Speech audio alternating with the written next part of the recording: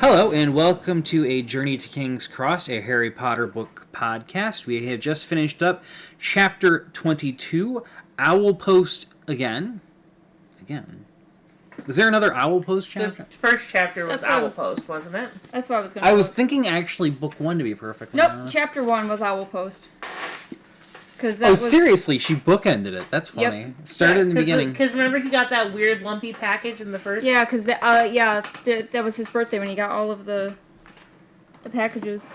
Anyway, the owl in question seems to be inhumanly tiny, as its wingspan is barely farther than the actual letter. I'm convinced, even now, more so than ever, that they are in fact magical creatures to some degree, to be perfectly honest, because I don't know how many birds would be capable of holding onto this and flying properly, let alone keeping up with the train. That's valid.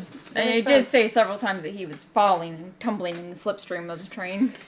But, yeah, we got the, you get like a little bit of spots on him and some feathering and everything, but mostly it's just the giant letter that's addressed to Harry Potter on it, more or less.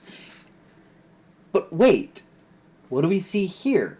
Postage on stamp. The I was just letter. looking at that. There is a stamp on the letter. I do recall in the next book, I believe it was, that somebody put a crap ton of postage in order to make sure it successfully got to Harry's house. To be fair, I think the artist had some creative liberty with this one, because not once has it been stated that you need a stamp for any of your postage. Wizarding out. Yeah.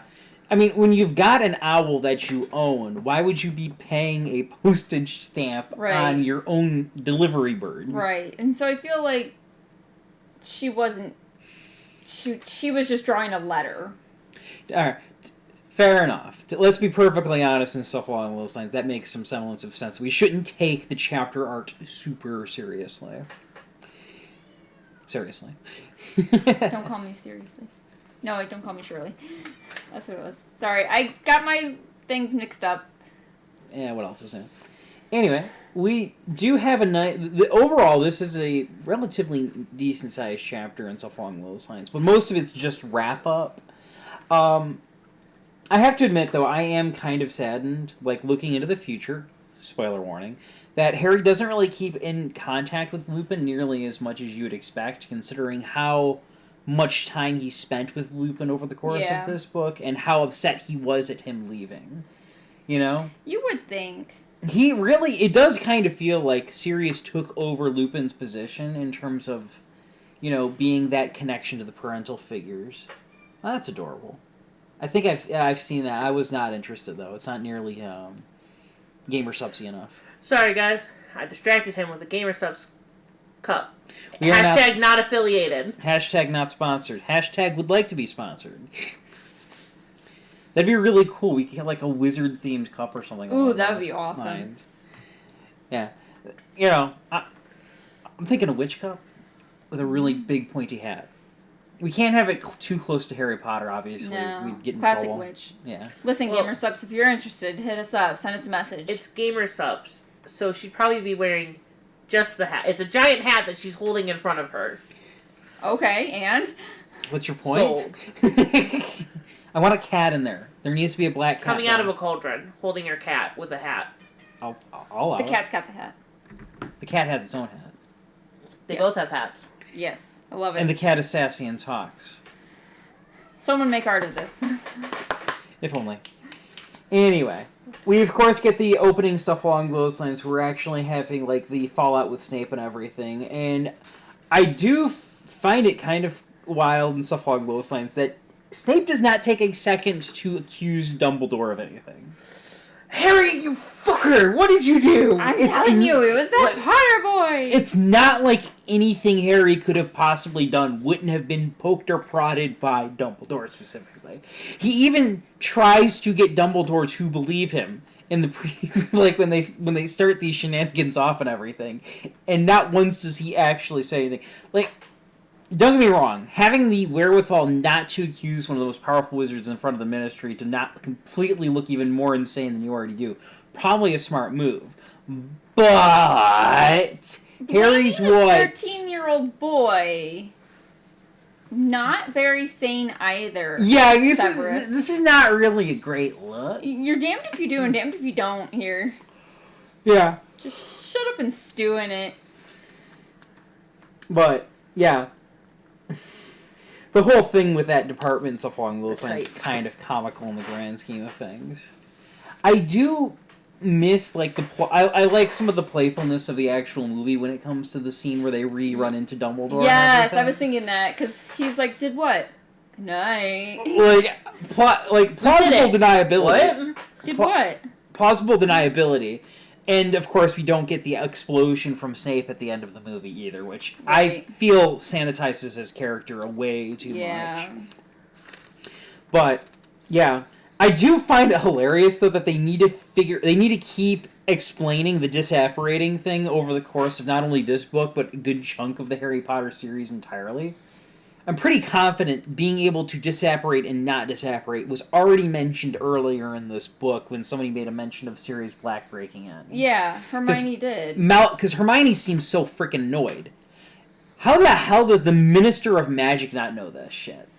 I also feel like, and I just had this thought, like, if you can apparate or disapparate from anywhere except for maybe Hogwarts.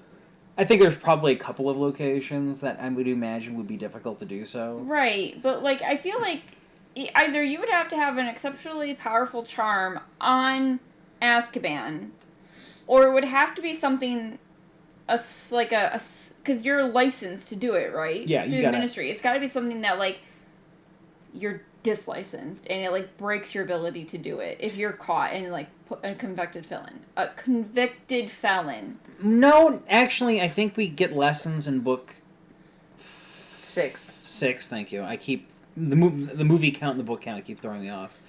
That you can do it without having a license. It's just that you get into trouble if you do it without a license. Basically, it's like a driver's license. Yeah, it's a driver's license equivalent, basically. Okay. The only problem is just to verify that people are doing it properly. Yeah. It's like driver's. It's like the license is like you took driver's ed and we can verify it. Yeah. Theoretically speaking, if Harry never got his license in the books. in the books. But yeah, we don't really get a full explanation of it and stuff along those lines in terms of, like, the specifics. But yeah, I wouldn't worry too much about it and everything. But I do find it wild, though, that he's, like, having this massive explosion and stuff. I'm not shocked that he let it slip to the Slytherins and stuff. Basically later on, considering how much of a dick he's basically being. No. But at the same... Right up his alley. He probably let it slip to Malfoy, and then Malfoy was like, hey, Crabbe, hey, Goyle, psst, send it down the line. Wouldn't surprise me in the slightest. I could also see him just walking in one morning in the Slytherin common room and saying it in the most obtuse way humanly possible in front of the entire thing and just walking out. Door opens. Professor Lupin's a werewolf. Door closes. Silence in the Slytherin common room. And Malfoy just starts freaking out and screaming like he did, like, you know, he either screams like he did in the movie during the troll attack, or I knew it all along. Oh, I knew something was... No, here's... Only a werewolf could have Harry as a favorite student. 100%, they'd all scream, including Malfoy, and then he'd get his composure and be like, I knew it. Knew it all along. Wait till my father hears about this. Because he's gonna be a scared little chicken, but he's got a safe face. Yeah. Of course. I do find the little funny thing, though, like, Ron, like, finally getting back up and everything, and he's just like, what's going on? And, like, Harry just sort of pawns it off on Hermione, you tell him, and gets into the chocolate. Like, that is such a mood right there. I had a long freaking day. I don't feel like explaining shit right now. It's like, I don't understand this either. Oh, man. I do like how the movie did it, where Ron's just like, you were there, but you were there, and now you're there. Honestly, Ron, I don't know what you're talking about. How in the world could a person be in two places at once? Seriously. Way to gaslight Hermione and Harry. Like, is it any wonder most of the movie fans believe Harry and Hermione should have ended up together? Seriously. This is the sort of shit that we would do as a couple to fuck with people if given the opportunity. 100%! Yeah. We did it to our freaking children! all the time. We literally just did it a month ago. Luke, Rose, if you're watching this in the very far future, no, we didn't. Oh, they 100% know we did. When we got Makoto, we told them we were going to see a man about a horse. And we kept that lie up for about 20 minutes. The entire 20-minute drive. She was getting a horse? Yes.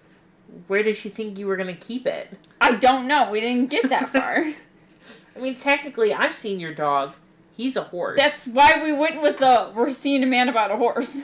That was a thing my great-grandfather used to say on occasion when I asked him what he was doing or where he was. He said, I went to go see a man about a horse. Oh, see, my family, it was always, I'm going to join the circus. No, that was my mom. My mom said she was going to go join the circus, mainly to get away from us kids. So, yeah, we gaslit them into thinking that they were going to get a horse when we were just getting a puppy. I'd like to think we did a bad enough job that they knew what we were doing. Yeah. But, yeah.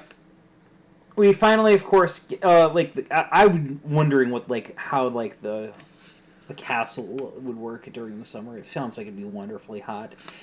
But, yeah, they go out. Wonderfully hot? Wonderfully hot. Anyway, they end up going and talking to Hagrid and everything, and he more or less, has this happy, joyful moment about the fact that, Beaky escapes and stuff, and I don't understand why they don't tell him.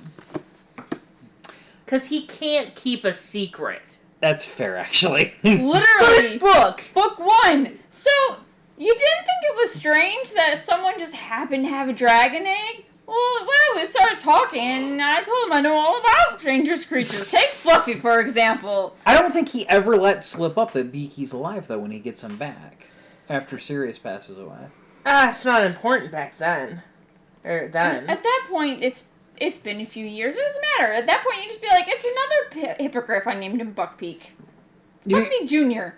To be fair, though, he still needed to keep his mouth shut on it. But I suppose with Lucius Malfoy being in prison at that point, I guess it wouldn't make a difference anyway. Yeah. The Ministry would have bigger fish to fry than going after a freaking hippogriff that managed to get its safe back. And the person who was pushing for its disposal is now currently in prison, so I suppose that makes some sense.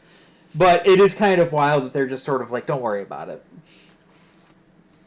You know, wink, wink, nudge, nudge sort of thing. I'm waiting for Ron to, start laughing. You know, in all fairness, Hagrid gets better at keeping secrets. He kind of gets jaded in book 4, and then he goes off to find giants in book 5 and doesn't talk about it. So yeah, he does get better at keeping secrets, so he can have Buckbeak back.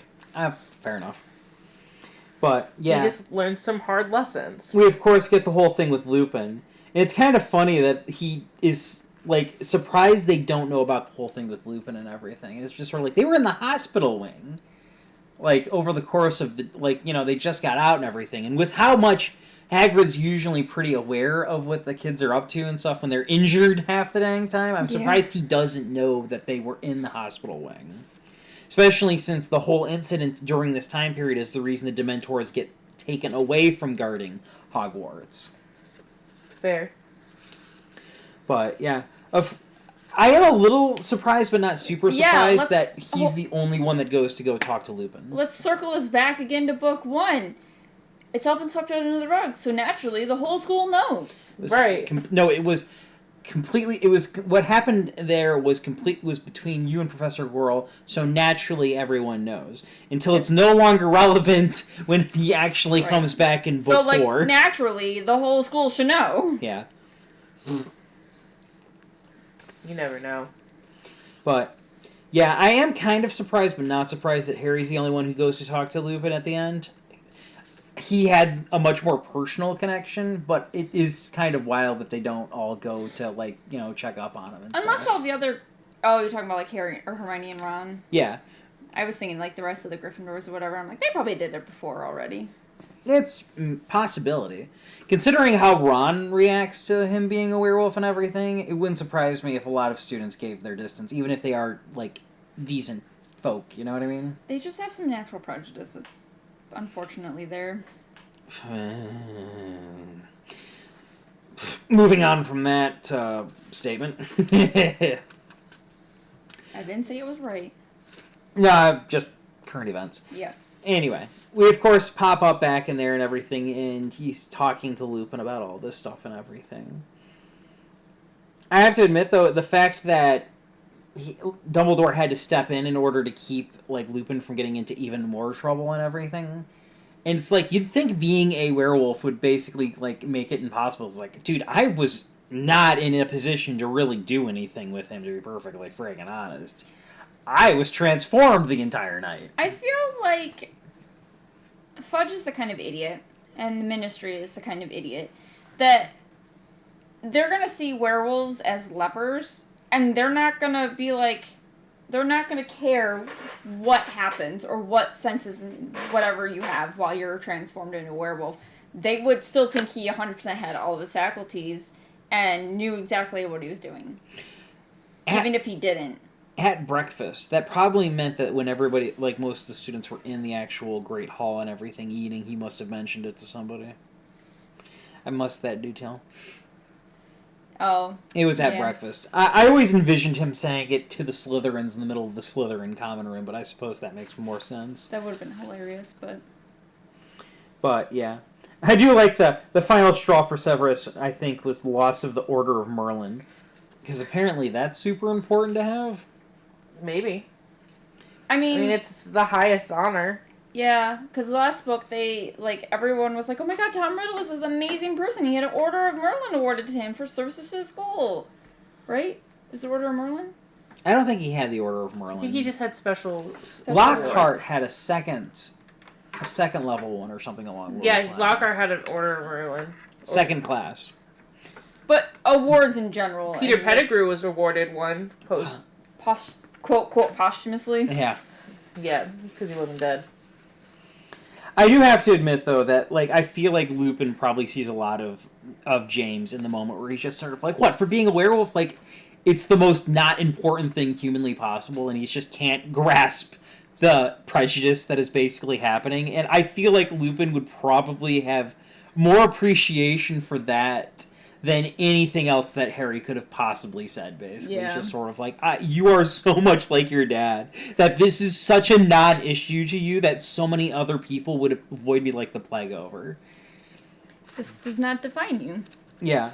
I do have to admit, I am sad that Lupin is not a more prominent character over the rest of the series. Yeah, I mean, he doesn't have to be, like, a main character, but, you know, it does sadden me as he's one of my more favorite characters. Yeah. It would have been cool to have more of him and not the... Honestly, not the shitty write-off she does in the last book. I understand where her mindset is coming from and stuff along those lines, but honestly, killing off Lupin seemed a bit unnecessary. Yeah. Anyway, we get the little conversation, stuff along those lines. He returns the invisibility cloak, and I love how he's like, since I am no longer a teacher, I have no guilt whatsoever of giving you back the Marauders map. Here you go. So I, like, 100% believe the Marauders map could fit into a pocket, but, like, how big are these pockets in their robes? He shoved a freaking invisibility cloak in his pocket. You can fit your wand in your pocket. That's about 12 inches at least. You mean to tell me you're going to be able to fold up a sheet and put it in your pocket? I fold up my, It's my chest. magic! Oh my god, what if they have slightly magical pockets? So that they're kind of bigger on the inside. Instead of a That's bag of also, holding, it's it's a pocket of holding. Harry was able to fit a bag of dung bombs into his pocket, too. On his robes. They have pockets of holding. I mean, we know Hermione has a purse of holding. That's true. I don't think she gets that until the last book, though. Yeah. Honestly, there's a lot of like wizarding things and stuff that I would like. That would be so handy. Like Newt Scamander's suitcase. Could you imagine having an entire apartment basically in your suitcase? That'd be awesome. That'd be pretty cool. You could go anywhere in the You world. don't have to pay rent. You wouldn't have to pay rent. That'd be awesome. Hell, it's so big. He's got an animal menagerie basically in Several. there. You could have you could theoretically have a mansion in your freaking suitcase. Probably. Does it have to have a physical location? I don't know. I don't think so because it doesn't seem to be attached to his actual zoology thing that he has a physical place for in like the second movie. It's been a while since I've seen those movies. Honestly, I wasn't a fan. I was fond. I liked the first one. The second one was okay. The third one was rough. My problem is that they should have kept... If you wanted to do a Grindelwald thing, fine. Do that. But the Fantastic Beasts should have been separate. honestly, I think it would have been really cool is if like each movie was based off of a different Hogwarts book, basically, and you were following around the different authors as they ran into the events that, you know what I mean? Like the side plot, the connecting through line is Dumbledore versus Grindelwald, but first book, one was like Fantastic Beasts, the or this is a book about Quidditch. Yeah, because I don't think that would have worked very well. It's like, how are you going to interlock Quidditch? Murder, like a mystery murder or something along those lines, or a threat against like the Quidditch World Cup or something along those lines. Guess that would and work. so one of the like one of the Quidditchers and stuff along those lines gets is like Wood. He really wants his Quidditch, and so he dedicates himself to figuring out the plot behind what's going on at the World Cup and everything. But when I heard a Fantastic movie or Fantastic Beasts movie was coming out, I wanted a Steve Irwin style adventure. That would have been great. Finding all these animals, being excited about it, talking Corky, about look at him! Isn't he a beaut? I could totally see McGregor being Steve fantasy Steve Irwin. What? Obi-Wan. I can't pronounce his name very well. Ewan McGregor. Okay. McGregor, yeah. Yeah. They actually, I saw like a Reddit post or something along those lines where he's he's in like this forested raining area and stuff, and he's just sort of like smiling like he's having the greatest time in the universe. And I'm like, I could see him being Newt Scamander, just like an Aussie version, like a British Aussie version of him of Steve Irwin. That's what I wanted. Okay. That's what I wanted. I feel like that would have made a better TV show than a full-on movie, to be honest. I would have wanted that. It would have been better. We'd have to come up with some sort of plot or something along those lines. It's the Harry Potter. No, you don't. It literally... Poachers! Yes. He's got an enemy who's an evil poacher that he's dealing with on a regular basis. Yeah. A poacher. To be fair, like, I got the idea from the video games because you deal with those bastards half the damn time. If you needed a subplot besides just learning about cool, fun animals in a fake-umentary, then yeah, poachers. Because there was the Steve Irwin Crash Course movie that they made a long time ago where there was that alligator that swallowed that like little top that thing he called a top. The Crocodile Hunter, the movie. Yeah, and that could be like the overarching plot for the season. Is there's this magical artifact that one of the animals swallows, and so it's going from like creature to creature, and he's just sort of blissfully unaware of it. A Niffler stole an enchanted object, and he's trying to get it back. Meanwhile, he has to document all these other animals or creatures he's coming across. The Niffler's like his partner, like with Newt and everything and stuff along those lines. This is my little Niffler. He's a good little fella. And I am convinced these sons of bitches, these dark wizards, keep trying to steal my Niffler. It's just a Niffler, mate. You leave the damn Niffler alone.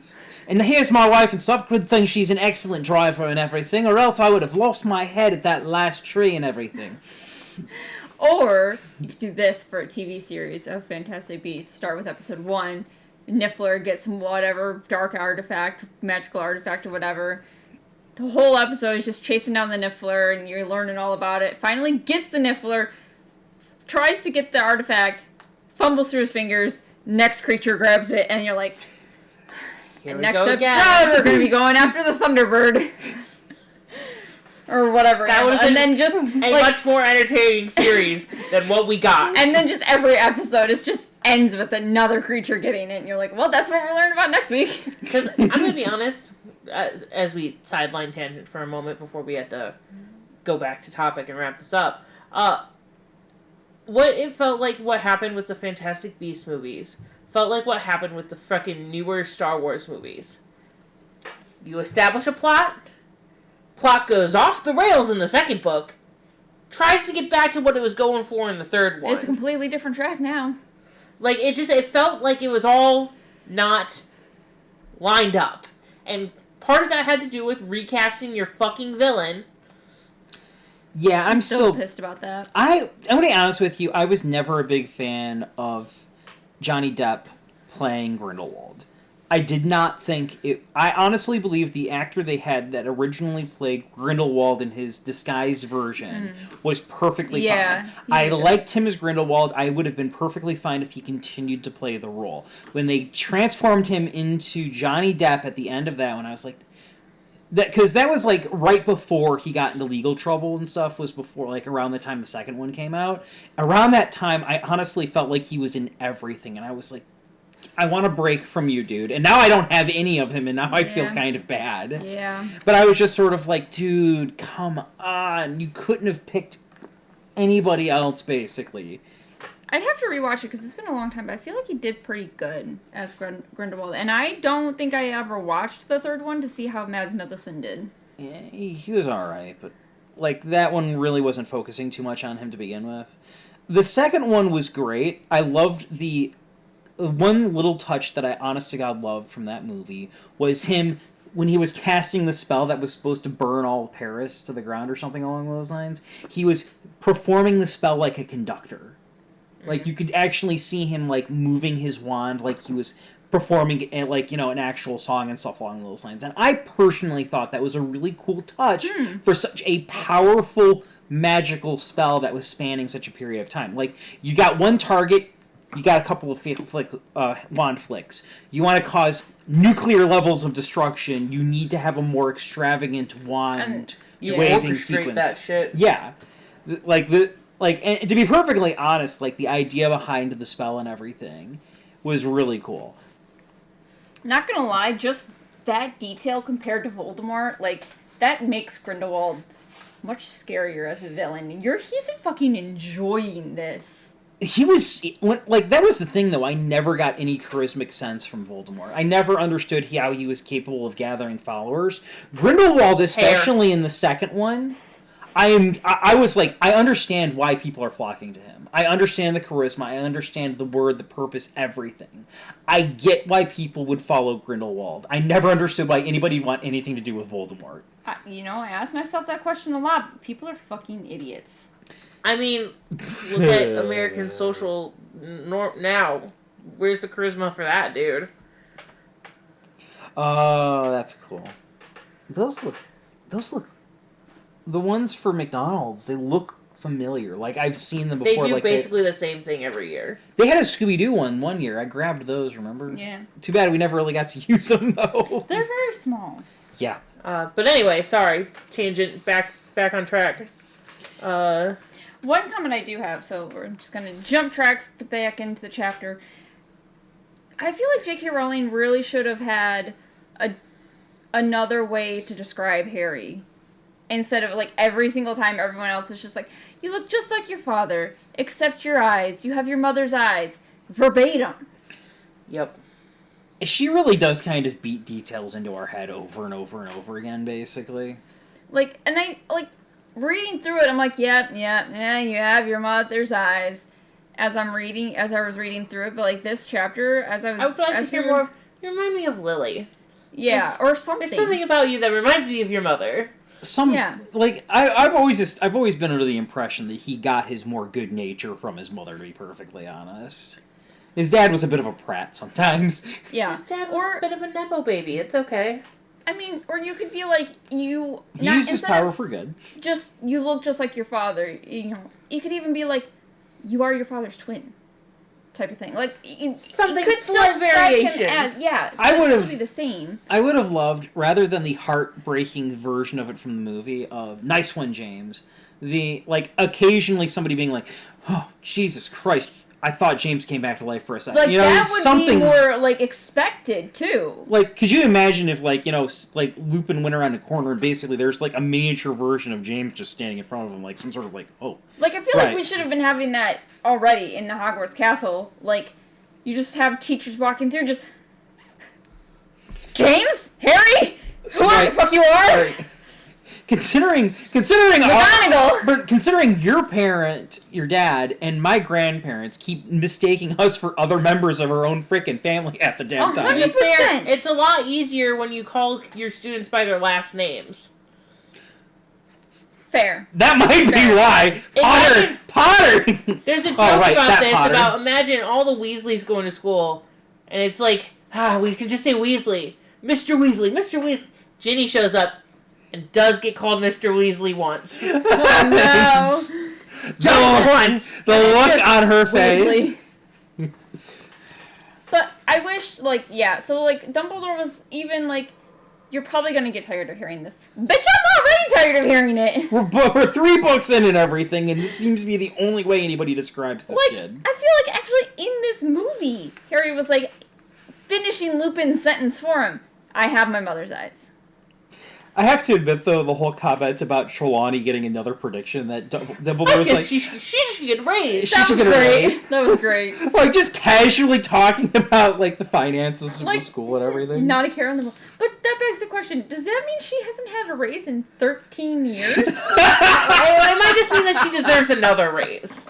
Because of Not it. Like, the annual specifically. raise. Yeah, there's a... Okay. Like, that makes sense. I don't really like the idea of Dumbledore being like, no, you're getting paid the basic wage that you originally got hired in 13 years ago. Bitch would have quit at that point, and he needs to keep her around. No, because Hogwarts is my home. To be perfect, no, I think she threatened to quit during the book 6 or something along those lines because of how she felt like she was being treated, basically. But Dumbledore basically you leave on your terms, it's fine. Someone else kicks you out. Fuck that. Hell no. Yeah. Especially this interloper. Fucking frog bitch. Ribbit. I love Dumbledore's other That's comment. an insult to frogs. Indeed. Or stranger than usual, you mean? Stranger than usual, yep. I love, Dumbledore is so disgustingly down to earth and everything. Sometimes when I hear him talking and stuff, I don't think of him as an all-powerful wizard. I think of him as, Harry's best friend who goes to the same school as him.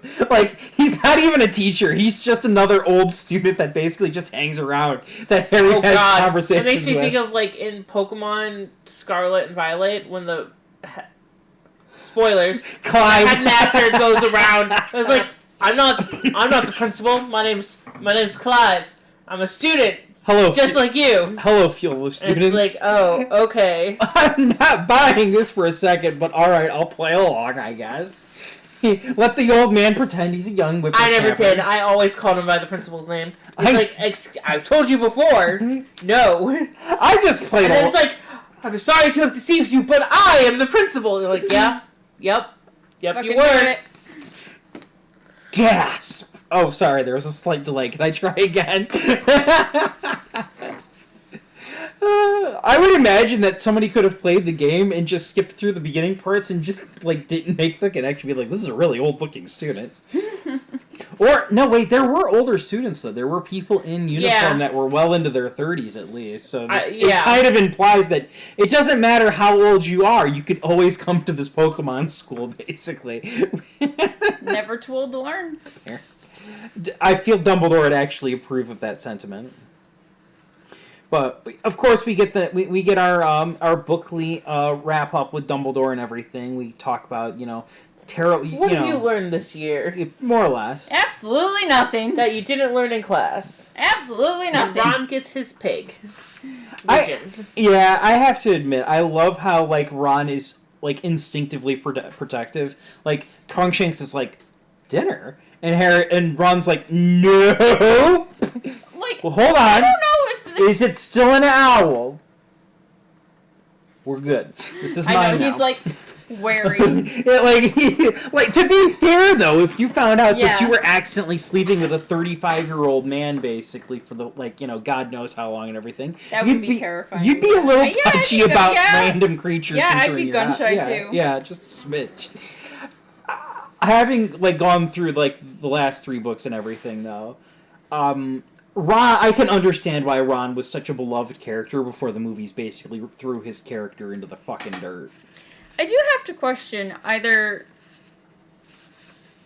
Sirius's heart or his judgment, because I feel like logically, he should have walked into that owl shop, found the owl. It doesn't matter how excited this owl is. He's hung around Crookshanks enough. He should have been like, you're too fucking small. He's gonna fucking eat you. Let's get the barn owl. Right. Let's get the great big barn owl. Or his heart is just so full. He's like, this poor little itch. I can't tell you no. This poor little baby so owl eager. is never gonna get a home. He seemed like he was the only one up for the job. And I'm just sort of I feel like that comment implies the enthusiasm won him over. Probably. It did. But Because like, you could buy any owl you want. Harry wasn't even there when Hedwig was bought. no. But like, I could just see this owl just like, me, jumping up and down in front of Sirius. Alright, fine, I picked the excited one. Do you think the shopkeeper was like, can you please get, It's like, it's too excited for this. Please, just take it. Take it. He probably got a pretty good deal on it. It's just the Sirius is looking at all the owls flopping in front of him, pick me! The shopkeeper's like, will you please just pick this one? Okay, I'll take this one, as they say at the same time. We, of course, get the Hogsmeade permission slip, as well as the fact that Hermione gets the I told you it was from Sirius Black, and then So Ron's better just in the sort of book. like, yeah, but it's not... He But didn't he jinx didn't curse it. He didn't curse it. It is completely Illegal. safe. Like they both get their aha moments basically, where it's just sort of like, haha. I still like the book version of this better than the movie, where comes in at the very end and it's got a feather and it's like, woohoo. I like that. I appreciate the fact that you like that. I like the book's version better. Oh, yeah. The book's version is infinitely better. The fact that they actually allow for some drama, and the fact that they allow Harry and Hermione to be angry with each other in the actual books, whereas in the movies they seem to have this pristine relationship, basically, it still baffles me. You know? Like, I get, like, wanting your favorite character to get a little bit more positivity, but whoever was writing the scripts for the damn movies had way too much affection towards Hermione, and it came at the cost of both Harry and Ron's character development. The best thing they did for writing was Hermione punching Malfoy. I'll take that over the slap any day of the week, to be fair, too. Yeah. Swipping back over there, I like the fact that Dean makes the mention of a vampire and everything while we were actually listening to the story and everything. We made offhand comments about the fact that there was going to be a toad, and I was like, no, that's 2 weeks down. We get a Cyclops next year. Books. 2 books down. No, we didn't say anything about a Cyclops. I said Cyclops. Oh, I didn't hear Cyclops. Kimmy made a reference to a lizard. Lizard? Yeah. Oh, yeah, He does but the tongue thing. I was like, yeah, he only does that in the movies. Yep. He doesn't do that in the actual book. Yeah, he was like, what are we going to get next year? I was like, a bitchy frog. Cyclops. Wrong. Oh, and a bat. We get a vampire. Oh, we get a vampire in the 6th one. Ha ha ha ha. Snape. He's a giant bat. To be fair, there are some fan theories that the idea that Snape was supposed to be a vampire earlier on in the writing of the series and I mean, that would track. Sallow skin, black hair, dresses all in black. Yeah. Avoids the sun. Yeah. Greasy git. Anyway, that's pretty much the end. Well, let's go off on a high note. The note and everything, and like with Vernon, and Vernon's like, another note. I'm not signing that one. Oh, don't yes. worry. Don't worry. My godfather. You don't have a godfather. I do, and he's a convicted murderer. He just broke And out. he likes to Elizabeth. check in on me and make sure I'm happy. Which, I'm surprised he didn't abuse the fuck out of that more, to be honest. props to the narrator, because we were listening to the audiobook, and you could hear the glee. narration of Harry's words of just, he likes to check in on me. Go ahead, fuck around and find out, bitch. We made a comment that he's probably cackling into himself, basically, and there's lightning striking going on behind his back. Yeah, like the evil villain laugh. Evil villain he was destined to be, but chose not to. The fact that this wasn't in the movie Sad. is so sad. Sad. Because I feel Daniel Radcliffe would have been able to pull this line read Oh, hell yes! perfectly. Oh yeah, Hell for sure. yes! Oh man, that would have been icing on the cake. Some of the ways they end some of these movies and stuff, they do take away some of the last like little comedic moments at the end of the books. The Fellitone. Ron's like, no, we'll call you on the Fellitone. I love The it. telephone. Honestly, Harry, if he had any sense, he'd be like, practice with Hermione first, then That call would have me." been smart. Yes. But then again, we know that these kids ain't that smart, except for Hermione. They dumb. They They're Dumb pretty boys. dumb. They dumb boys. I do want to throw in, if any of you guys are 90s kids, I really hope you had the same thought we had while listening to this at the very end of this chapter when Dumbledore was telling Harry, those who are dead never really leave us. Literally, me and Kimmy both started singing the "He Lives in You." He lives in you. And then Mitchell has had that. You thought know, at the he had same a time. specific line that was like, "You found your father inside yourself," or whatever. Or whatever the line was, but I was just like, "Diz nerds." I was like, I am so ashamed of you, and I was shaking my head, and I was like, I had the And then exact same admitted that thought. he had the same thought. Yep. I knew it was coming because my wife... He's a Diz nerd too. Don't let him lie. I'm in the closet, especially right now. That's okay. You can deny it. I'm so deep in the closet, I'm in Narnia right now. That's fair. Anyway, I don't know when we're going to have time to actually toss in the movie and go through that and everything. The line was, "Your father is alive in you." He lives in you. But I gotta get going, so they can wrap this up. You can find me on Ludo's Creation Corner on most social media. Bye, guys. We need to figure out a time for when we can run through the movie, to be Yeah, perfectly we got honest. stuff going on though, so we'll have to figure out. Yes. We'll figure it out. We might have to jump back to the movie one and just continue on with the regular chapters. And potentially. Or we could also just like start doing the chapters, put them in stasis, and then do the movie, and then. What ifs to do next? Yeah, Oh yeah, the what ifs, we've got a couple of things that we need to take care of, like the Stuff's what coming ifs. down the pipeline. And was there anything besides the what ifs? We got the what ifs, the movie, and then the next Illustrations. one. Yeah, we could take a look. I don't know if we did that for the last couple of books, did we? I think we might have. I'll have to check through our overarching stuff in the past. Anyway, let's wrap things up here and So stuff. she plugged her shit. You can find me on YouTube at Brandy Wine Stitches and the rest of the socials at Hockeytown Candle Co. I'm on Twitch under Cole, Coal Sanders. Still playing through Persona 3 Reloaded and stuff. I might take some time and actually play some Dead by Daylight on stream and everything due to the fact that we're starting to hit the spooky season. I know this isn't going to be coming out on the actual date, but we are officially a good chunk of the way through September right now. And maybe if we're lucky, we can line up a Halloween-themed chapter for... Nah, that's not going to be I don't think we're going to be that lucky. It's not. Yeah, we'll be way off. We might get lucky with a Christmas one, but that's a big what if. We should try to line up the Yule Ball episode. That would be cool. The chapter. Like, release the chapter on Christmas. Or record it on Christmas. I think release would be better. Release would be better because Well, I don't know if we'd be I'll able to plan drag. that out. We'll see if we plan that can. out. We'll see if we can work something out on that one, having some sort of holiday themed thing. Yeah.